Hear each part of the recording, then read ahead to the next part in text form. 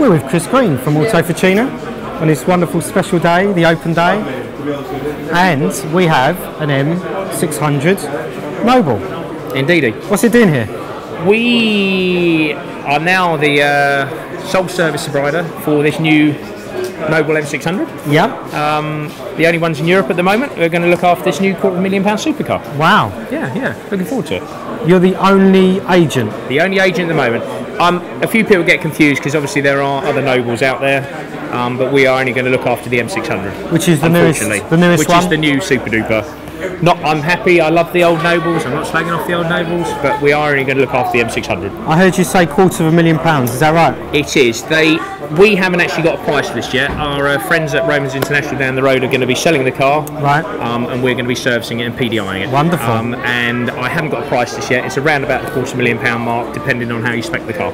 So the base price is £250,000. Yep. So with a few... £225,000, yeah. £225,000, £250,000. Okay, and then with the extras, we're looking at £250,000. Around-about-ish. Around-about-ish, yes. Depending on what you put on. Depending on how you finally spec it, colours, leather interiors, finishes, etc. Yeah. So this is going to compete against the likes of the Ferrari 458, the McLaren.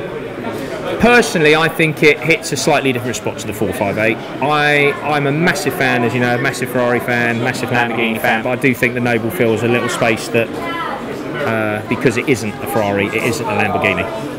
Yeah, a bit different. That's something a little bit different. And I personally, my opinion, I think to understand the Noble more, you have to probably own a Ferrari or have owned a Ferrari to understand why you'd want a Noble. Because I would be the same. If I had not owned one of those Italian brands, I'd probably go, why do you want to spend £250,000 on a Noble?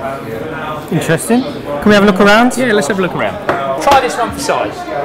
It's a bit tight to get into. Okay, well immediately we have a step.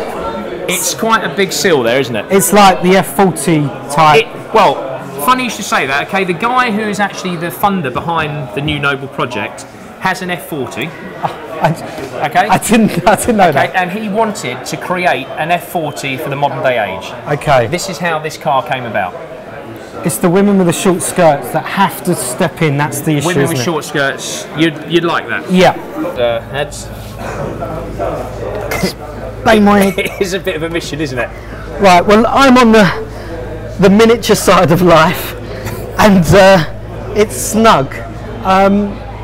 When you're in, there's plenty of room, but it is tight to get in. But it is as tight. you know, with supercars, they're not designed to be practical. This car, Chris, it's made for little people like me, isn't it? Once you're in, it's fine. Yes, I admit it's hard to get in. If you're 6'4", you're going to struggle. Once you're in, it's fine. You're going to struggle in a Diablo or Murcielago if you're 6'4", and Diablo Pete, one of the other F-Gear presenters, he gets in it fine. His head just sticks out the top. You don't worry about things like that with supercars. Right. Focus on that TC button. That's actually from a fighter jet. Wow. Is it? Flick it up, switch the traction control off. Yeah. Can I have a go? Have a go. There you go. And that is genuinely from a fighter jet. Okay, so you flick that and press the button. You flick that, press the button, and it obviously takes off all the driver aids. Oh, that's nice. Yeah. I wouldn't recommend it, but yeah, that's what it does. And we're completely covered in carbon fibre. It's carbon fibre, the whole car. The whole chassis? Sub. Yeah. That's really rare. That's where a lot of the money goes, yeah. That's why it's expensive it is. But I have to say that we've had one run down, a friend who runs VMAX, Craig, I don't know if you know him, down at Bruntingthorpe where they're doing the top speeds. This hit around about 208 miles an hour. Yeah? Yeah. Very nice. I can smell the leather. It's very, very well put together, very well stitched. You can see the presentation is wonderful.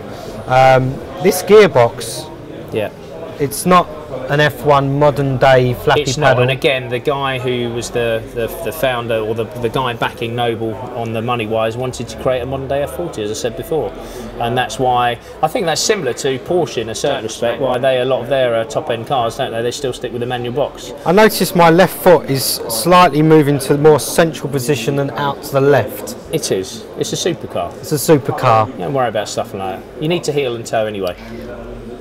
I couldn't do things like that. We've got plenty of switches to play with in here, haven't we, Chris? Yeah, I mean, most of the switches is just general switch gear. Nothing like the fighter pilot traction control switch. But I think everything's it's relatively, it's all laid out pretty ergonomically. Got your flat bottom steering wheel, give you a little bit more room there. Yeah. and a few driver aids that you would expect in a modern day supercar. But it is designed really just to go very fast, and it does that. Yeah, well, it makes you feel very special when you're in here. Yes. As I say, it's perfectly put together. Can we have a look at the engine? Yeah, let's go and have a look. Yeah. If I can get out. If you can get out. Is there an elegant way of doing that? So it's 600 brake horsepower, is it? Yes.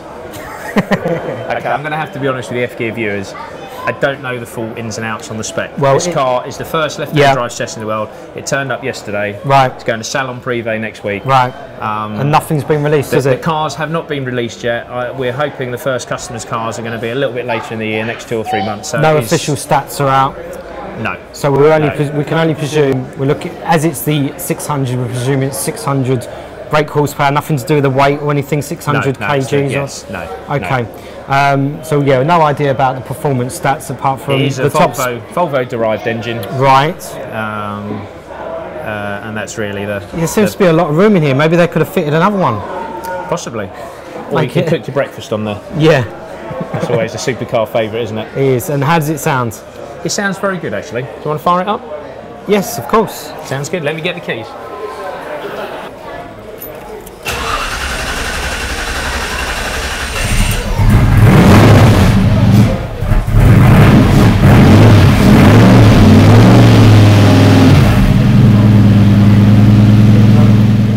So what do you reckon then? That sounds pretty good. It does sound good, doesn't it? That does sound very, very good. On the sound department. No, and it's the standard exhaust, obviously. Standard exhaust. I mean, that's probably some of the developments we'll be doing with Noble as the cars become a little bit older. We'll start tweaking them and changing them and adding other bits and pieces to it. Yeah, and so you will it pass all the decibel readings on the track? Yeah, it's all fine. Yeah. Brilliant. I mean, I think a few people are billing it as a track car, but it isn't actually a track car. It is a road car. Obviously a very fast road car, but I think there will be customers that will want to track the cars and probably want to do certain upgrades, and I think that's why they've chosen Autofficina, because we can bespoke build on brakes and exhaust systems and stuff like that, really. Wonderful. Yeah.